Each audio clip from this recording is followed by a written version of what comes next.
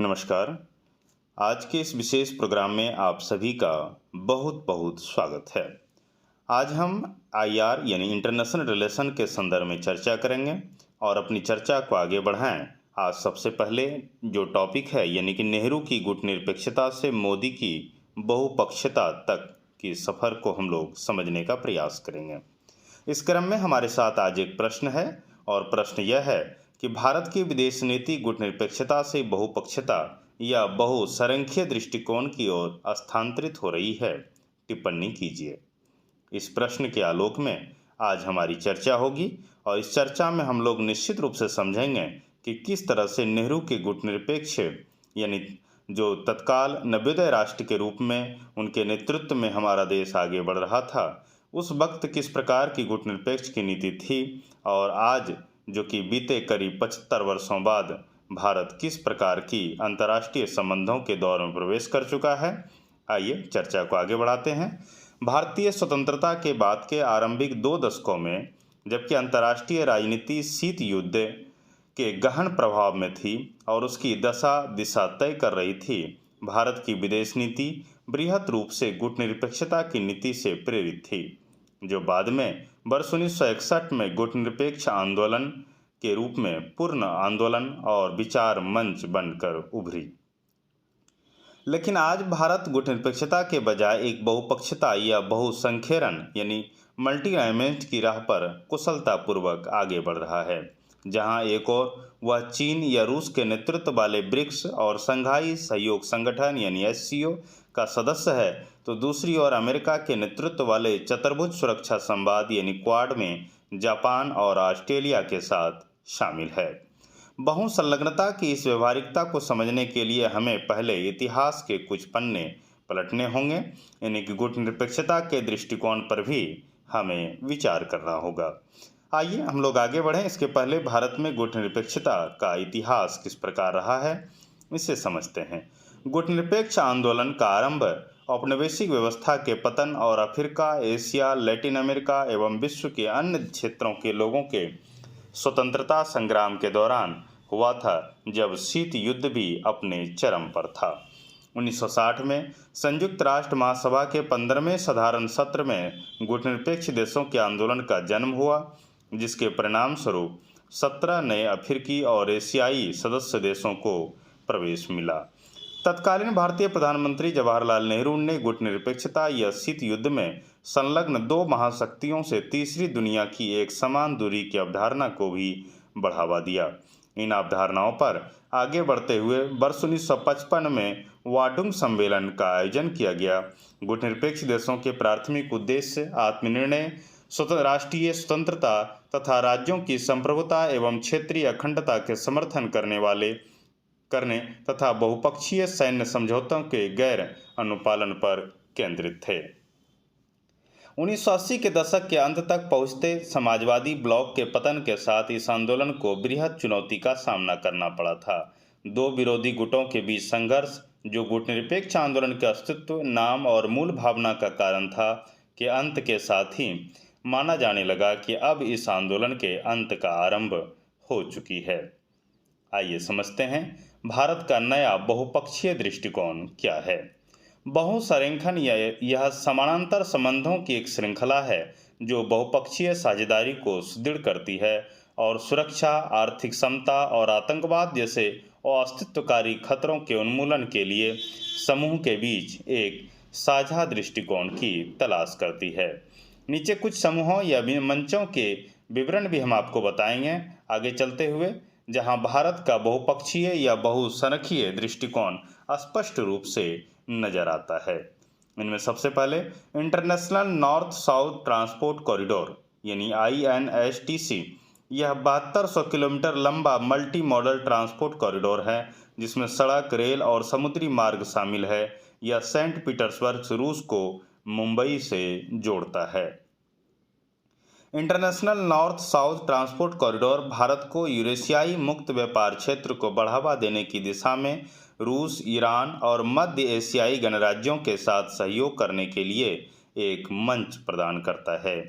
INSTC के पूर्णतः कार्यान्वित होने पर सुएज नहर के डीप सी मार्ग की तुलना में माल ढुलाई लागत में 30% और यात्रा के समय में 40% की कमी आने की उम्मीद है।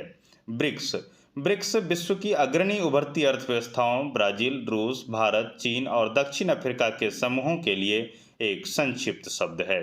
यह समूह एक सुनियोजित तंत्र के माध्यम से लोगों के आपसी संपर्क में वृद्धि सहित आर्थिक, राजनीतिक और सुरक्षा सहयोग का लक्ष्य रखता है। न्यू डेवलपमेंट बैंक यानी एनडीबी की राह की सह स्थापना में भारत की भी महत्वपूर्ण भूमिका रही थी। यह एक नई बहुपक्षीय पहल है जो विश्व बैंक को प्रतिस्पर्धा दे सकती है। संघाई सहयोग संगठन यानी एससीओ एक यूरेशियाई राजनीतिक, आर्थिक और सैन्य संगठन है जिसका उद्देश्य इस क्षेत्र में शांति, सुरक्षा और स्थिरता को बनाए रखना है।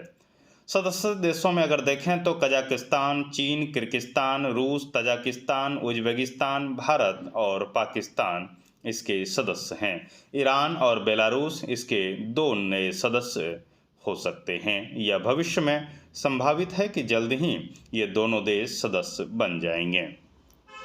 एससीओ के माध्यम से चीन और रूस पश्चिम का, विशेष रूप से नाटो यानी उत्तरी अटलांटिक संधि संगठन के विस्तार का मुकाबला करना चाहते हैं।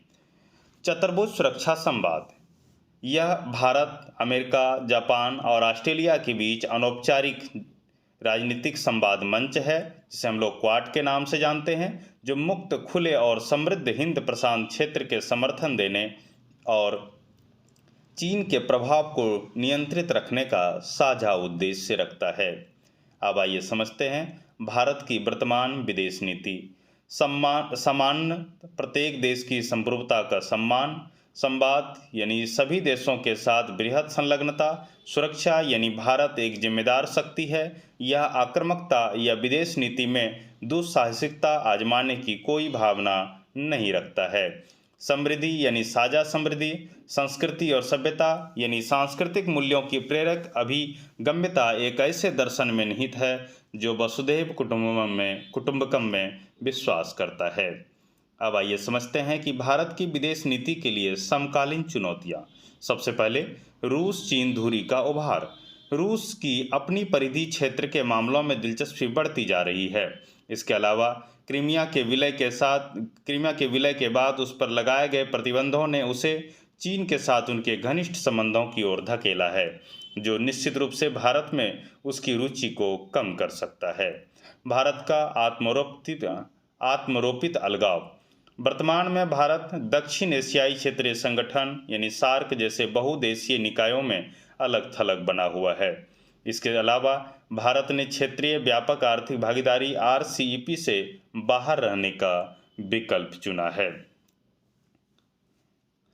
वैश्विक शक्ति बनने की भारत की महत्वाकांक्षा के साथ यह आत्मरोपित अलगाव यानी सेल्फ इम्पोज्ड आइसोलेटेड संगत नहीं है। पड़ोसी देशों के साथ कमजोर होते संबंध। भारतीय विदेश नीति के लिए एक अधिक चिंताजनक विषय पड़ोसी देशों के साथ कमजोर होते संबंध है। इसे श्रीलंका एवं पाकिस्तान के परिप्रेक्ष्य में चीन की चेक बुक डिप्लोमेसी, राष्ट्रीय नागरिक रजिस्टर NRC के मुद्दे पर बांग्लादेश के साथ तनाव और नेपाल के साथ सीमा विवाद जैसे उदाहरणों में देखा जा सकता है। इस परिदृश्य में भारत के विकास पर ध्यान केंद्रित करने के बजाय सुरक्षा पर भारी निवेश करने के लिए विवश है। अब आइए समझते हैं कि भविष्य में क्या कुछ संभव है। पड़ोसी देशों के साथ संबंधों को मजबूत करना। भारत को बांग्लादेश, म्यांमार और श्रीलंका जैसे पड़ोसी देशों के साथ संबंध सुधार की दिशा में साहसिक प्रयास करने चाहिए। इस संदर्भ में भारत पड़ोसी देशों के प्रति अपनी नेबरहुड फर्स्ट नीति के तहत वैक्सीन डिप्लोमेसी, जिसके तहत वर्ष 2021 में पड़ोसी देशों को मुफ्त में या मामूली कीमत पर वैक्सीन की आपूर्ति की गई थी, जैसी अन्य कूटनीतिक नीतियों को आगे बढ़ा सकता है। भू राजनीति से परे जाकर देखना। सीमा पारीय डिजिटल दिग्गजों की नियामक निगरानी है। बिग डाटा प्रबंधन, व्यापार संबंधी मुद्दों और आपदा राहत जैसे विषयों को संबोधित करने के लिए भू राजनीतिक सीमाओं के पारंपरिक दृष्टिकोण से परे जाकर भारत की विदेश नीति एजेंडे के फोकस का विस्तार करना विशेष रूप से अनिवार्य है। वर्ष 2023 में G20 वर्ष 2023 में G20 की भारत द्वारा अध्यक्षता उसे भू राजनीतिक हितों के साथ भू आर्थिक विषयों को संलग्न करने का अवसर देगी।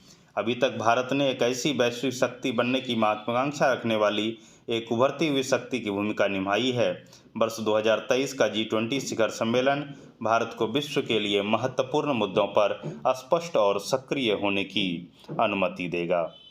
अब अगर निष्कर्ष के रूप में देखें तो इस प्रकार एक ऐसा बहुसंरक्षीय दृष्टिकोण जो गुटनिरपेक्षता के कुछ प्रमुख मूल्यों को संरक्षित रखता हो, भारत के हितों के और वसुधैव कुटुंबकम की ओर आगे बढ़ने के उसके दृष्टिकोण के अनुकूल होगा।